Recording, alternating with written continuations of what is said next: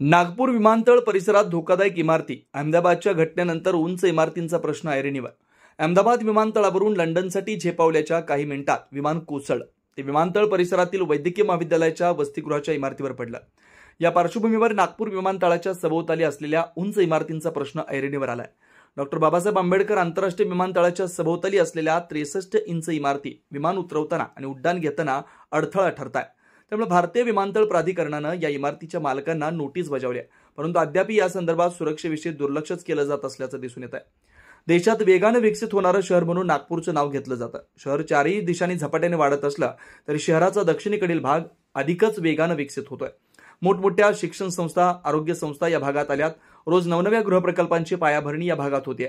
आज घडीला अनेक गगनचुंबी इमारती विमानतळाच्या आजूबाजूला असलेल्या न्यू मनीषनगर, चिंचभवन, सोनेगाव, प्रतापनगर भागात निर्माण झाल्या.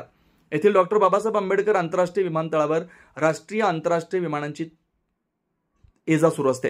विशेष म्हणजे धावपट्टीवर उतरणारी विमानं चिंचभवन उड्डाणपुलाकडून येतात आणि जाणारी विमानं सोनेगाव, प्रतापनगर दिशेने झेपावतात. या दोन्ही दिशांना अनेक मोठ्या इमारती उभ्या झालेल्या असून अनेक बहुमजली इमारतींचं निर्माण कार्य सुरू आहे. या इमारतीमुळे विमान उतरताना किंवा झेपावताना धोका होऊ शकतो अशी भीती वारंवार व्यक्त केली जाते.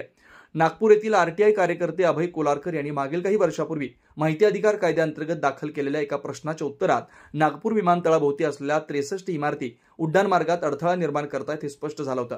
डॉक्टर बाबासाहेब आंबेडकर आंतरराष्ट्रीय विमानतळाच्या 20 किलोमीटरपर्यंत येणाऱ्या प्रभावित क्षेत्रातील 63 उंच इमारती आहेत. प्रभावित क्षेत्रातील इमारतींची 55 मीटर उंचीची मर्यादा आहे. या क्षेत्रातील इमारतींच्या बांधकामांना भारतीय विमानतळ प्राधिकरणाकडून नाहरकत प्रमाणपत्र दिलं जातं. विमानतळाभोवतालच्या 20 किलोमीटर क्षेत्रातील इमारतींना स्थानिक नगर नियोजन प्राधिकरणांकडून बांधकाम परवाना प्राप्त करण्यापूर्वी भारतीय विमानतळ प्राधिकरणाकडून इमारतीच्या उंची संदर्भातील वैध नाहरकत प्रमाणपत्र प्राप्त करणं अनिवार्य आहे. हवाई क्षेत्रातील संभाव्य अडथळे टाळण्याकरता उंचीची मर्यादा भारतीय विमानतळ प्राधिकरणानं निश्चित केली आहे.